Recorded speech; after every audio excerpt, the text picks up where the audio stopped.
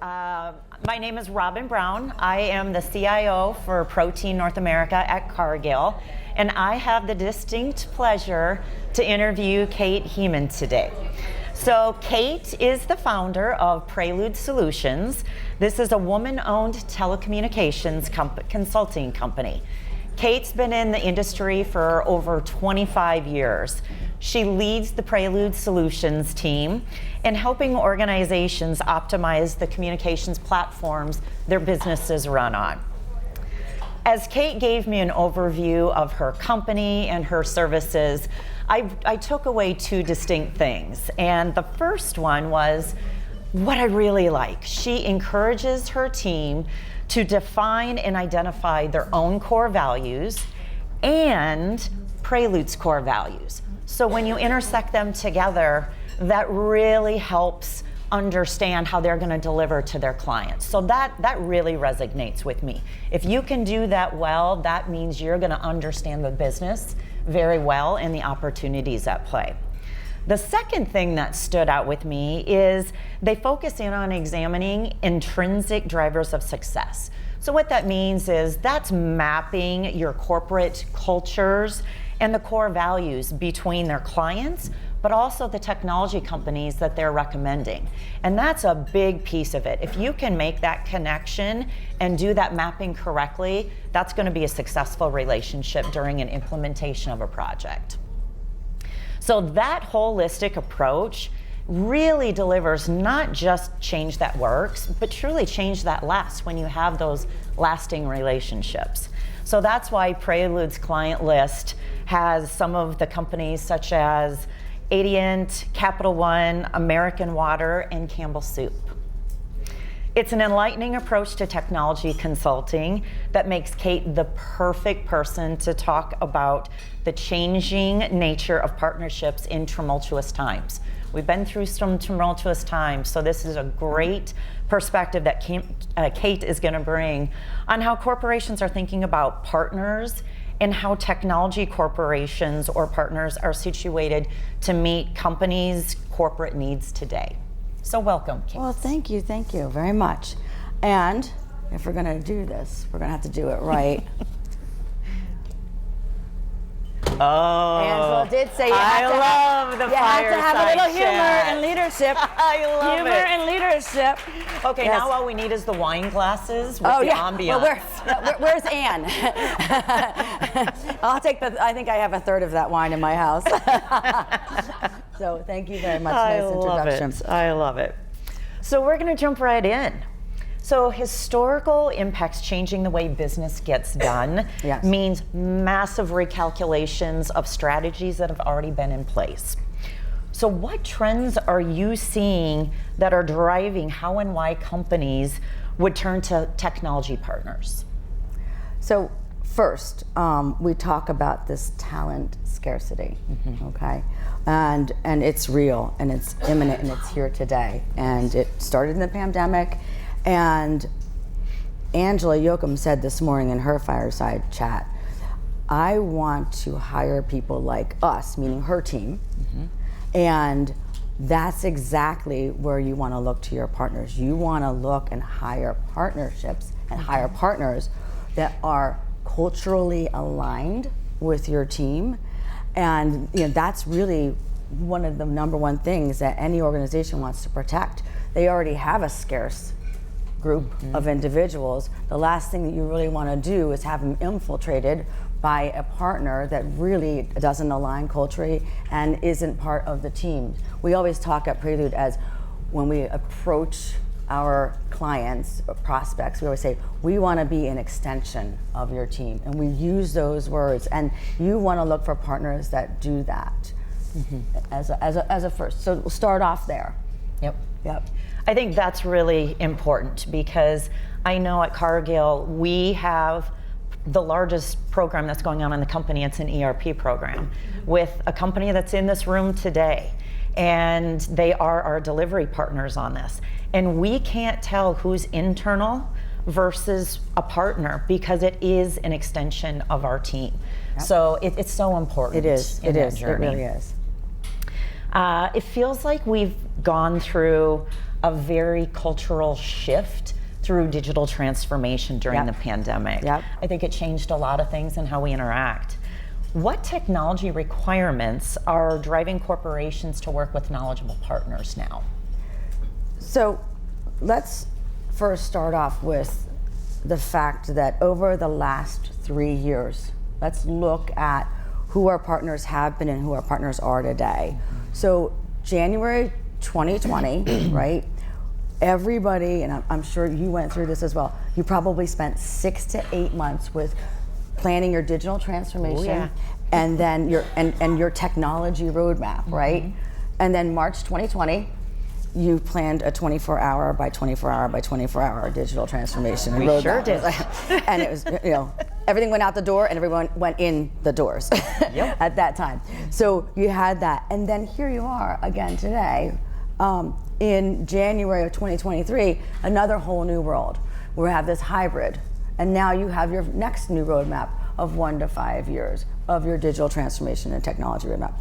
In 3 years, you, corporations, everyone, us as partners, have planned 15 years of digital transformation and technology road mapping. So you've got to think about that. You want to align with partners that have been keeping up with what's been going on and really have been in the trenches of helping organizations get through and follow through these last 3 years and then come out with the innovation, the new ideas, the ecosystem of partners that they can bring to the table that align with them.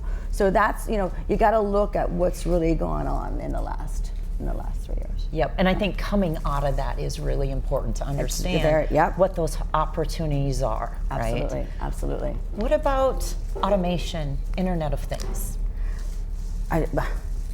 It's exactly right. So Dan Turchin talked about this last night in his conversation to us when he talked about, you have your Chat GPT and you have your AI, right? But what about Internet of Things? Right now in 2023, there are 2.8 billion connections in the United States alone. In 2025, there's going to be 5.8 billion connections in the United States alone. It's double, okay? My dog, I have an app for my dog to see where he is, how many times he's walked today, and if he's hit his goal. I mean, you're going to see that going on. And Aspen's almost at his goal today. You can take him for one more walk and he'll get there. And I'm like, okay, all righty. I don't feel like jump walking. Right on that. Yeah, so, but I just leads you to the world that we're gonna be looking at. It's going to be all about transformation, digitalization, AI, Chat GPT, Internet of Things. You're not going to be able to go anywhere without anybody knowing. Yes. Okay, so let's build on that. Yeah. Because that all requires data, right? Right. So the technology drivers we've just talked about, it requires a lot of data. Yep. It's also going to create a lot of data, right? Correct. So when and why are companies looking to partners to help them manage or leverage that data? So 6 to 7 years ago, I would say, data became an important part of how we make decisions. That was when Power BI, Click, Tableau, everybody's now getting into understanding what is the data. Everything needs to be by data. We're done talking about emotional decisions and making decisions on emotion.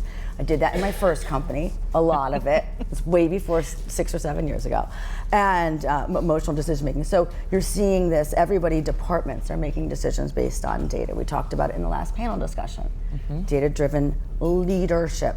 And you had this crossroads in 2020 where then you brought in financials were the most important part. Okay, what's going to happen now? You got financials and data, and that crossroads is where we're now seeing this whole new light of data-driven leadership. And I would say to, when you're looking at partners and what makes a good partner is you want to take a look at organizations that are data-driven, they have that leadership, and they have the financial stability, of course, as well. So they're making those decisions based on those crossroads. And emotional decision making is completely out the door. We take the emotions out of decision making anymore. And I love that, because it really, here's the facts, these are the facts, and let's move on. Yes. Yeah. And we can go back and look at the data as to why we made the decision. Exactly. Yes. And I have a little bit of a story. I was sitting in a CFO Alliance meeting a couple weeks ago, and there was a manufacturing company, and of course she's dealing with the higher inflation rising, and she says, listen, I have open book policies now. Here's the data, here's what our costs are, here's now for the retail, here's what our costs have to be to those retail companies. But by the way, I also like to look at what's that gonna do to their margins, because if I don't want to work with them, if their margins have been squeezed so much because of this, so you're making, two decisions. Here's the decision of open book financials in this organization, and then you're also looking at, what, this isn't good for you, you really can't do this, and we can't do business with you, and these are the facts. Yes. So no, I mean, love that. That's a real way that people are moving towards. That makes sense. Yep. Well, as we continue to set the table for the current state of affairs, we need to look for that perfect partner or an extension of our teams. So what are corporations looking for from a requirements perspective on increasing the diversity spend? Okay. And tell me your story, because there's a personal story, and I want to hear your passion. So I am very, very passionate about diversity, equity, and inclusion. So passionate that I actually dissolved a company because of it. So I started my first company in 2005. The company was 2 female owners, both named Cate and Cate. Right? And we then, 3 years later, brought in and merged with a gentleman who had, at that time, 8 persons. We had 8 persons, and we moved and morphed into, we do telecom auditing, we moved and morphed into Nortel shop, which then we became an Avaya Platinum partner eventually. But what happened was she exited. So that left the male and the female left. And at the time, smartly, or not smartly, but he was maybe dumb as a fox, if I can say that, we did a 50-50 partnership. Yeah. So I'm moving along, maybe 2 years in, and then 2013 comes along, and I said to him, I would like to have one more point. This was my company. You came in later. I want to be women-owned again. We were women-owned. We're no longer women-owned. So all I need is one point. I'm running finance. I'm running marketing. I'm running the sales. I'm running operations. And I mean, that was the reality. Yeah. And he said no. Very short-sighted, but he said no. But at the time, it really went into and I just, in 2013, I had just adopted my son. So he says no, 2.5-year battle, $250,000 in legal fees. And finally I said, I'm going to sell you the hardware, software, take that. I'm taking the consulting business and the book of business that goes there, and I'm starting all over, because I know how important it is to be women-owned, and I'm gonna give up my first baby, right? Because it's hurting my second baby, and I'm going to do this because it's that important, and I know what's going to happen. Now fast forward, right? I'll give you so now I have Prelude Solutions, and the minute I could become certified in women-owned, and I could wear this women-owned certification pin, I did it. Wonderful. And we're now, and let's give her a round of applause for that. Yeah, it was a big. Yeah. So this is so important that there's this entity called the $1 Billion Round Table. Okay, you may or may not have heard of it. BDR, $1 Billion Round Table, is made up of 32 corporations that spend $1 billion in minority spend and equity and inclusion. So 32 companies, And here we are today. We are prospecting 5 of those 32. Adient is one of them that we just gained, but you've got Exelon, IBM, CVS on there. They're there. The whole reason why this 32 company roundtable, but everyone's racing to get there. They want to be 40, 33, 34, 35, and they want to get there because BDR also helps them with white papers, educating them, giving them help to be more diverse and build that spend. So it's the vision was there, and I see that companies like yourself want to be there. And speaking of wanting to be there, one more point. This is going. In just about 3 weeks ago, we were at the WeBank Nationals. Cargill was there, as a matter of fact. 5,000 people there at WeBank Nationals, all women-owned businesses. So awesome. And the only reason why Amazon, Stellantis, and all of the big names were there is because all they want to do is increase their diversity spend. They were looking for us.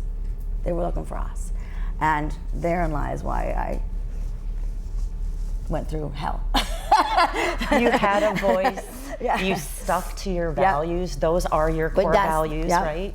And you drove it forward. And yes, you dissolved one company, but you created another, and now you open the doors for so many other women-owned companies. That is very important. Yes, wonderful. Thank you.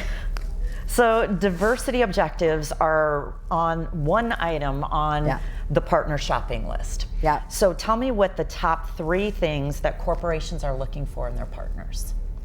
So you need some viability.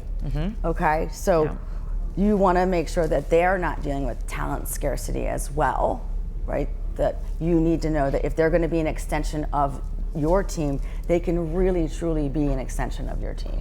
They got to walk the walk, talk the talk, that they're not having that same issue, right? They want to be there. I think that understanding that they are living, breathing, and eating technology. They have the latest technology up to date, in mind, in their portfolio. That is very, very important as well. And I would say, finally, and another topic that every economic overview session that I went to was all about cost containment and cost savings. So if you can look for a partner that can help you drive those costs down while enhancing your technology, that's a win. That's a win. That's a win. Yeah. And you really want to do that cost containment with, now I would call it sustainability. Okay, there's one thing to do cost containment, put an expense management system in, but if you don't have the partner that's going to continue to drive down those costs, because the expense management system is just going to say, it was $1, now it's going to be $1, now it's going to be $1, now it's going to be $1. If you could say, it's $1, but why is it still $1? Let's make it 50 cents. Absolutely. And that's what you really want to look for, is that partner that's going to continue to bring down those costs. And I think it's important. Not just implement, but be in it with you as a partner. You got to be, it has to be sustainable. And we're seeing that, you mentioned those companies that we are working with, they want sustainability. They're like, great, you saved us 33%, but how are you going to keep that? Absolutely. And it's important. Absolutely. Our last question is really important. Given how things are evolving and what you're seeing in the industry, what do you envision the next generation partner experience going to be like? The next generation partner experience is going to be like. So I would say that one of the most important things that we're going to look for is cultural alignment. I think that we need to see, so if you're going to have an extension of your team, you're going to want to have this cultural alignment. And with that cultural alignment, you're going to see, one of the things that we do is every time that we talk to a partner or we prospect a client, we have a capabilities overview. How do we align? What are we doing? On slide 5 of that PowerPoint is our core values up against their core values. And if it's a partner and they only have a mission statement, you've got to really think, yeah, you know what, you had to have gone through a core values exercise in the last, you had to have, okay? Yeah. Yep. So I really believe that cultural alignment is the number one important thing when you're looking for a partner. Yep. Yeah, I really believe that. How about innovation and economics? So innovation and economics, I say that innovation, so here's one really great one. You want to look for a partner that really takes a look at the whole ecosystem and can bring you the right type of solution. I'll give you an example. There's a Teams project that has 150,000 persons across the whole globe that needs to come into Teams, and they need to have a single pane of glass for that administration, to not only at the IT level, but then at the 150 persons level. So we were tasked to find that right partner. The partner that we found, right, was able to come to us and talk to us and the prospect and say, we in our environment have companies that are raising their hand and saying, I want to be a POC and help you to get to that, you know, that partner of the year, to get that single pane of glass, to get that in there, to go to market, be the first and fastest partner to get there. And that we've never seen that before. Never have we seen companies helping other partners that we work with say, okay, that's me, I want to help, I'm going to put all my you know, I'm going to be the guinea pig. You'd always want to be like the third or fourth person, never the POCs. Everybody's doing that. Yeah, I love it. Yeah. I love it. I know at Cargill, we were trying to partner with 2 different companies to do paperless plant maintenance. Okay. And they had told us, yes, we do penetration testing. Yes, we do vulnerability testing. Great, can you send us some of your last test results? And they couldn't do it. So I asked them to actually do the tests. And lo and behold, one of the companies had 58 vulnerabilities, and the other company hadn't ever done penetration testing. And it came down to ethics and integrity and upholding what they said they were going to do for me. So I think that is a really key component. Well, compliance and security is huge. You know, I'll give you a tip, and this is something that's really important. You know, we'll go into these organizations and you have to look at an MSA, and it's 45 to 60 pages. And really what we really want to get down to is brass tacks. And in our organization, we put together this one pager that says, okay, here's your $5 million in cybersecurity, here's your general liabilities, here's your other liabilities, all of the stuff that you need on there. And by the way, here's your compliance, and here's your compliance advisory board that we use, and here's a table of contents of our report of our compliance. And you got it. That's the bottom line right there, is getting down to, that's what they really want to know. And if you get all the way, like you mentioned, to the end, and they don't have it, you've just wasted. I mean, wasted time. If you can proactively, as a partner or as looking for a partner, if you can ask, do you have a statement, a compliance statement for us to look at, or a security statement? Let's get that in there. Yep, that's important. Yep. So as we wrap up, yes, what are the top 3 things you want the audience to walk away with today? So I definitely want data-driven leadership and financials of organizations. You want to look at that. You know, and I'll do a little footnote there is, do they have an advisory board, and is that advisory board active? You know, ask them about that, because that's important. That's being accountable, okay? Your accountability, your security and compliance accountability, very important, and innovation, important. But finally, you've got to have that cultural alignment. Look and see if they have a CSR, a corporate social responsibility. Do they have that on their website? Are they adhering to their corporate social responsibility? we put out our 2021 corporate social responsibility, and we said, very hefty goal. We said we wanted to do 30% of our own spend to be diverse spend in our company. We hit 33% of that spend. Wonderful. And that's huge. Now, That's huge. next year's goal is 35, because I was like, I can't believe we did it. But you really want to look for organizations that are walking the walk, talking the talk. They're not just out there. If they don't have a corporate social responsibility, how do they align? Culture, and what are they doing for charities? And that's part of the cultural responsibility. And I think that's important. And we're always giving back. We give back a portion of our savings back to WeBec East for all the corporates that do business with us. We handed them a check for $17,000 at WeBec. That's amazing. National. So, I mean, that's really important. You got to look for that too. Cate, thank you. Okay. Yes. You have given us some amazing things to think about today about our technology partners, but also the wonderful things you're doing for women business owners. So thank you very much. Yes, and if anyone has, hold on, if anyone has any questions at all about becoming certified, if you have a friend that wants to be women-owned and certified, come to our booth, come talk to us. There's a number of us here. I have the perfect email. It has everything queued up. I'm a very big advocate about being women-owned and certified. I'm here to help, and I love to help. So thank you. Love it. Thank you. All right. Okay, good.